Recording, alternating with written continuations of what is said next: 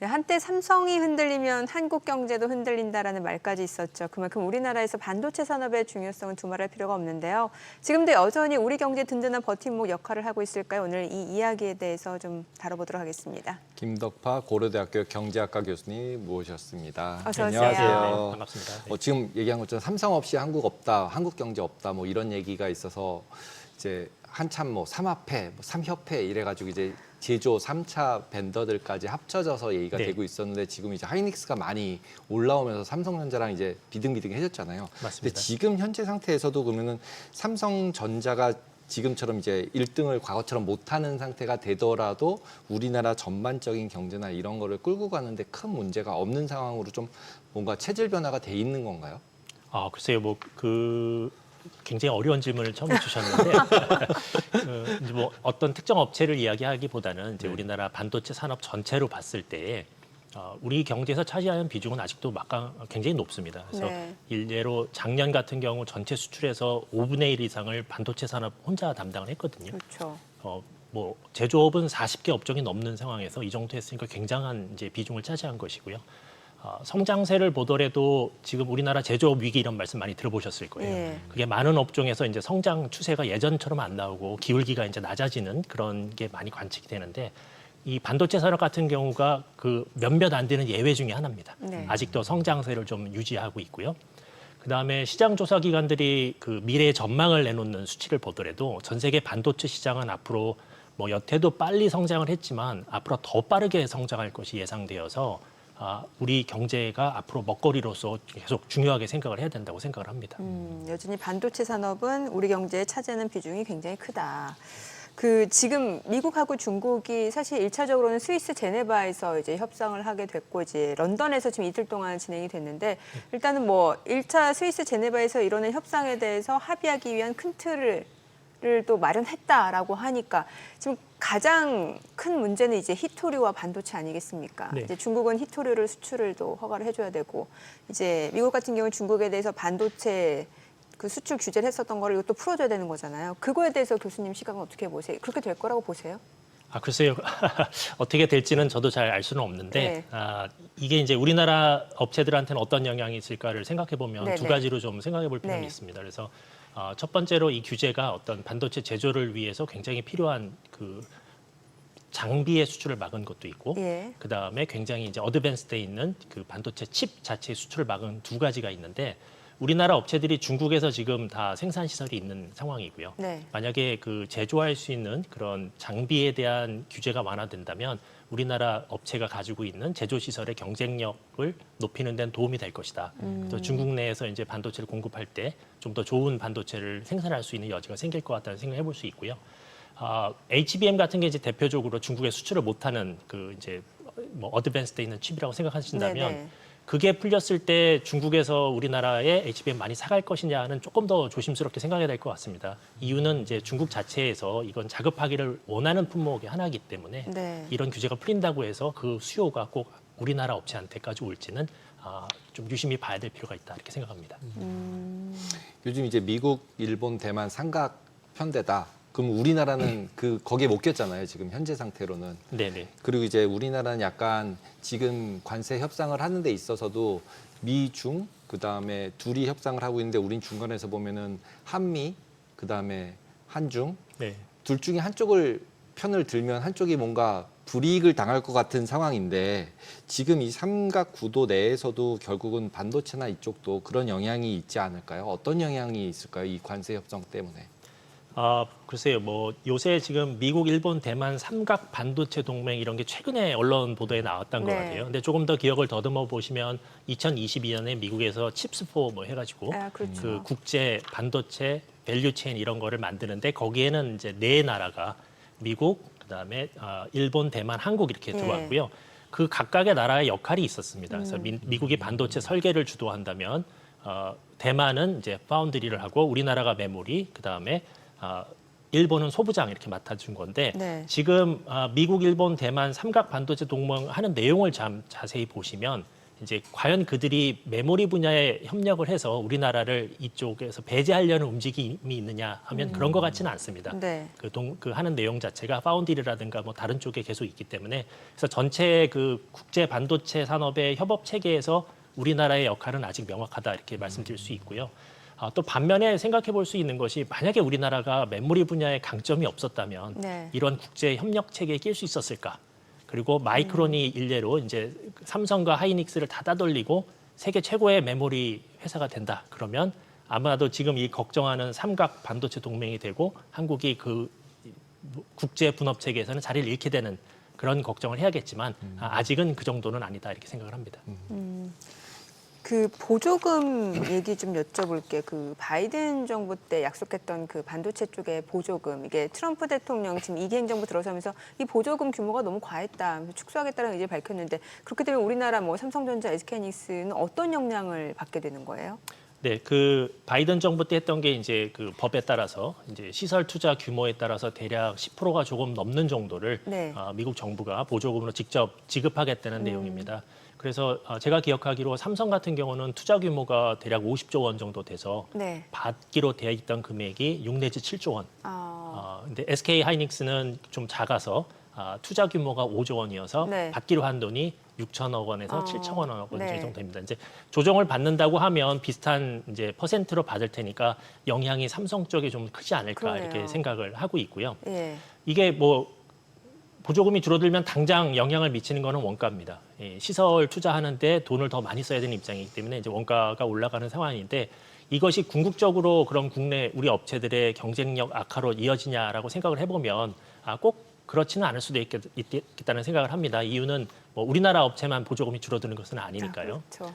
그리고 조금 더 말씀을 드리면 이제 네. 바이든 정부 때 왜 이런 유인책을 제공했을까 하면 미국이 본토에서 반도체를 직접 생산할 필요성을 느꼈기 때문에 이제 유인책을 제공해서 이렇게 반도체 회사들을 유인했는 건데 그 필요가 없어졌는가라고 생각해 보면 그렇지는 않습니다. 네. 그냥 행정부가 바뀌면서 방법이 바뀌어서 이제 유인책 대신 이제 관세를 높일 테니 네, 그렇죠. 와서 안 하면 손해 보는 네. 구조를 만들어 주겠다. 뭐 이런 식으로 나왔는데 어쨌든 미국 정부도 목표는 그 자국 내에서 생산을 잘하는 시설을 갖추는 것이기 때문에 너무 극단으로 가다가는 본인들도 목표를 달성할 수 없을 상황이 올 수 있기 때문에 적정한 선에서 잘 마무리됐으면 하는 게 제 희망입니다. 근데 이제 투자를 한 금액이 몇 퍼센트 이렇게 보조금을 준 거였잖아요. 그러면은 결국은 가지고 들어간 돈만큼에 따라서 보조금을 받는 거니까 어떻게 보면은 투자 자체를 줄이거나 이럴 가능성은 없나요? 지금 들자면. 뭐 요거는 계약서가 이미 다 끝난 거로 저는 알고 있거든요. 바이든 행정부 때 이제 네. 얼마를 투자할 테니까 뭐 어떤 상황이 오면 얼마를 받고 그게 이제 자세한 내용은 뭐 저는 잘 뭐 알 수는 없지만 근데 그거를 이제 다시 조정하자 이렇게 얘기가 나온 거라서 그게 이제 어떻게 구체적으로 실현이 될지는 좀 조정을 지켜봐야 돼요. 하자는 거면은 투자 금액을 줄이면서 뭐 보조금이 줄던 아니면은 그냥 주면서 하던 왔다 갔다 하면서 아직도 그러면 협의를 계속 해야 되는 상황인 거네요. 저는 그렇다고 생각합니다. 왜냐하면 보조금이 줄어들면 투자 규모 이미 한 거는 어쩔 수 없지만 네. 보조금이 줄어들면 투자 규모를 바꾸겠다는 말을 할 수도 있는 거고 네. 그래서 그거는 지켜보는 수밖에 없다 이렇게 말씀드립니다. 트럼프한테 그렇게 얘기할 수 있을까요? 뭐 글쎄요.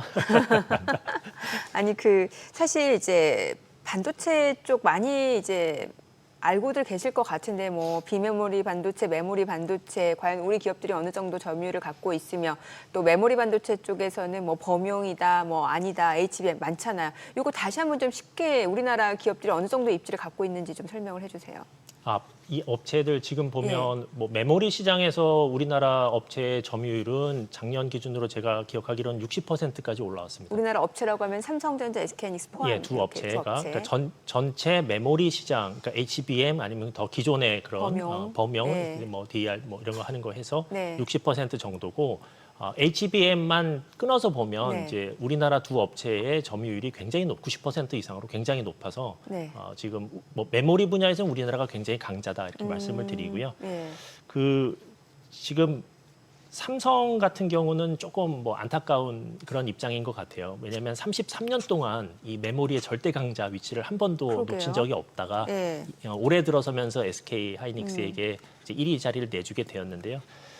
그 내용을 보면은 이제 뭐 메모리 쪽에서 성공을 바탕으로 이제 파운드리 쪽도 확장을 하면서 파운드리 쪽에서는 또 TSMC라는 절대 강자가 있어서 이제 계속 2위에 머물다가 이제 양쪽에 다 2위가 돼버린. 양쪽으로. 네, 근데 더 좀 걱정스러우면은 이제 단순히 뭐 매출 차이가 좀 나고 이런 정도가 아니라 네. TSMC하고 비교해 보면 수율 차이가 명확해 보여서 기술력의 차이가 있다고 시장에서 인식하는 것 같고 HBM 같은 경우도 엔비디아 같은 이제 주요 거래처에다 납품하는 시기를 보면 네. 지금 SK 하이닉스하고는 훨씬 차이가 나는 그렇죠. 거를 보기 때문에 그 내용면으로 보도 여러 가지 좀 걱정할 면이 좀 있어 보이기는 하고요.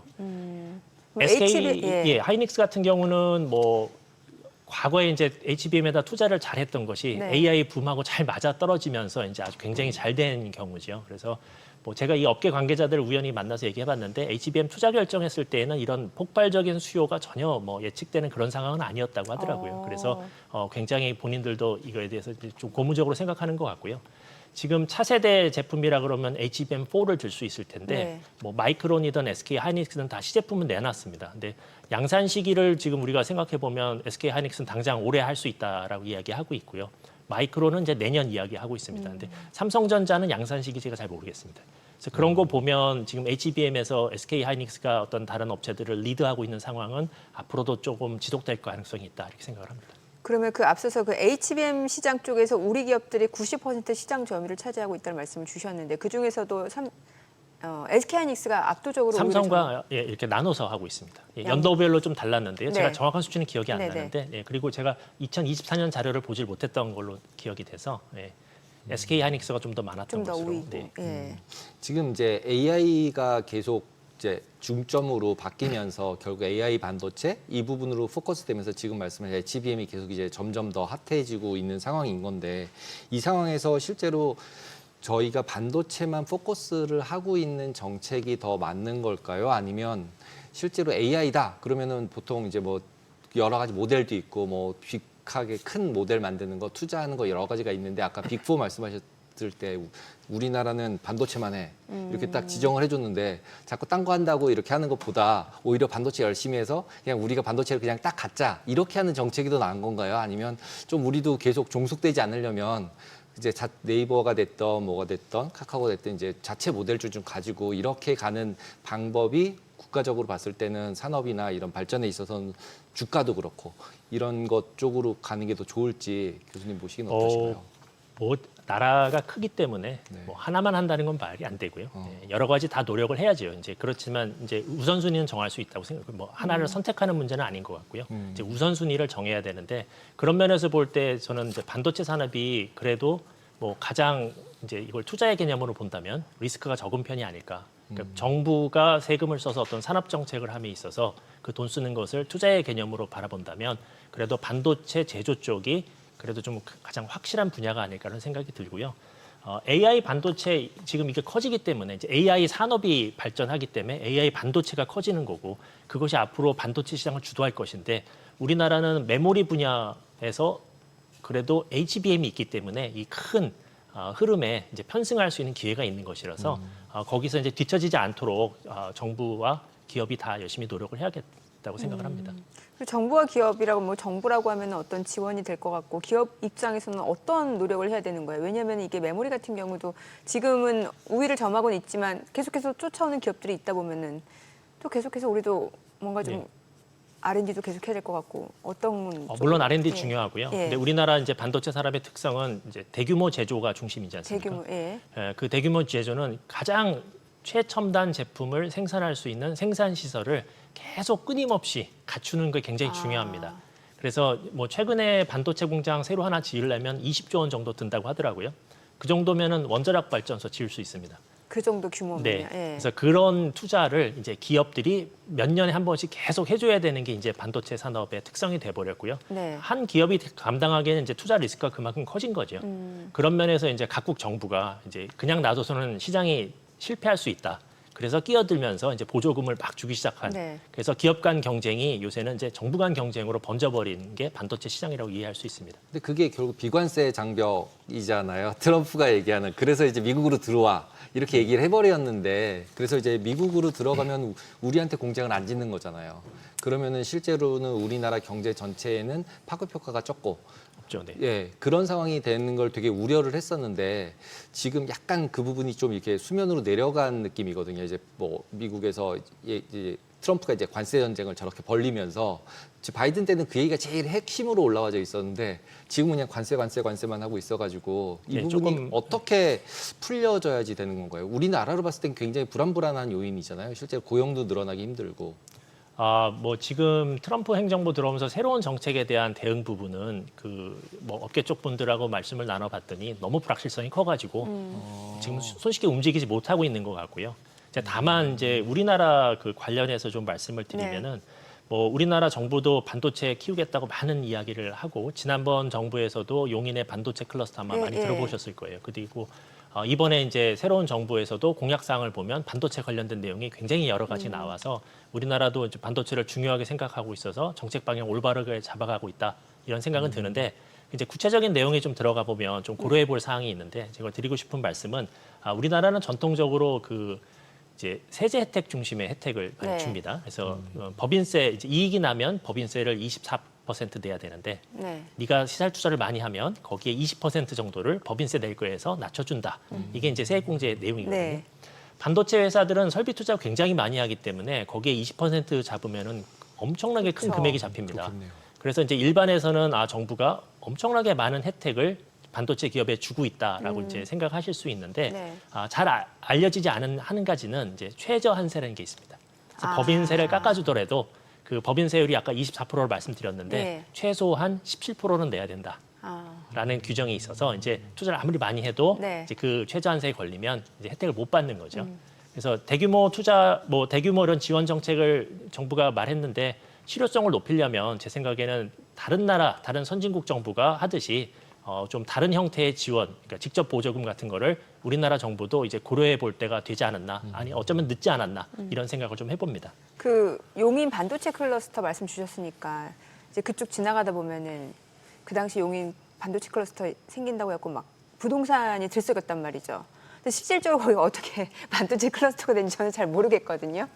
거기 이제 그 지도를 보시면 굉장히 많은 반도체 공장들이 들어온 거. 그래서 메모리 공장, 파운드리 해서 아주 여러 개가 삼성과 SK 하이닉스 이렇게 하고 그 주변에 또 소부장 업체들 해서 이제 이렇게 넓은 지도에서 보면 묶여 있기 때문에 이제 클러스터다 이렇게 얘기하는 것 같고요. 그리고 부동산 시장이 먼저 움직이더라고요. 확실히 그쪽이. 우리나라는 뭐 요새 부동산 시장이 금융상품화 돼 있기 때문에 그랬다고 생각을 하고요. 네. 그래요. 그러면은 지금 말씀 주신 대로 어떤 국가적인 차원에서 정부적인 차원에서 좀 지원이 필요하다라는 거고 다만 이제 세액공제 측면에서 본다라면 좀 아쉬운 감을 말씀해 주셨고 그럼 교수님이 생각하실 때는 어떤 식의 정부 지원이 실효성 측면에서 좋다라고 보세요? 뭐 요 비슷한 관련 연구를 이제 저희 그 고려대 경제학과 소속 교수님들과 한 적이 있는데 그때 이제 했던 것이 직접 보조금을 주는데 상단 공유 방식 그러니까 상단 공유? 이익이 나면 지원금을 돌려주는. 그러니까 일단 지원해 주는데 이제 잘 돼서 이익이 나잖아요. 그러면은 지원받았던 돈을 이제 되갚게 하는 그런 수익 공유형 부동산과 유사하네요. 네, 맞습니다. 올라가면 돈. 근데 실제로 미국 지원 지금 미국이 그런 형태로 주는 겁니다. 이익이 났으면은 이제 그때서는 이제 빌려준 돈 약간 어느 정도 갚아라, 이익 규모에 이런 따라서 되갚아라 되갚아라 이런 식으로 돼 있는 거거든요. 아니 이익이 안 날 경우에는 그러면 보조금으로 뭐 쓰는 그냥 거고. 받는 거죠. 그러니까 기업 입장에서는 리스크가 굉장히 많이 줄어들어요. 그러네요. 이익이 나서 여유가 있을 때는 지원금을 돌려줘 버리는 거고 이익이 안 날 때는 그냥 도움을 받는 거이기 때문에 그 세액공제는 정반대입니다. 세액공제는 이익이 날 때 세금을 깎아주니까 이익이 더 커지고 이익이 안 나면 받는 돈이 없으니까 그냥 아무 변화가 없는 거고 그래서 분산이 더 커지는 형태고 이렇게 상단 공유에 직접 보조금을 주면 투자의 분산을 줄여서 위험을 이제 낮춰주는 방식이죠. 그런 거는 통상 마찰에 들어가진 않나요? 지금 비관세 장벽에는 안 들어가나요? 옛날에 엄격할 때는 이제 문제가 될 수 있는데 그 통상적으로 이제 무역에 영향을 주는 정부의 지원 때문에 통상 마찰이 생기는데 그 정부의 지원이라는 것이 뭐 세액공제, 대출, 보조금 다 포함한 개념입니다. 그래서 뭐 세액공제는 안전하고 직접 보조금은 안 된다라는 거는 좀 논리가 성립하지 않고 또 지금 반도체 시장 상황을 보시면 우리가 잘 만들어서 수출을 하고 있었는데 다른 나라들이 만들어서 쓰겠다 해서 보조금을 줘서 무역 질서를 흐트린 상황이거든요. 상호주의 입장에서 그러면 우리도 똑같이 그 반도체 업체한테 지원금을 주겠다라고 말하는 것은 뭐 큰 문제가 없을 거라고 저는 생각을 합니다. 네, 오늘 내용 잘 들었습니다. 고맙습니다. 네, 감사합니다. 네.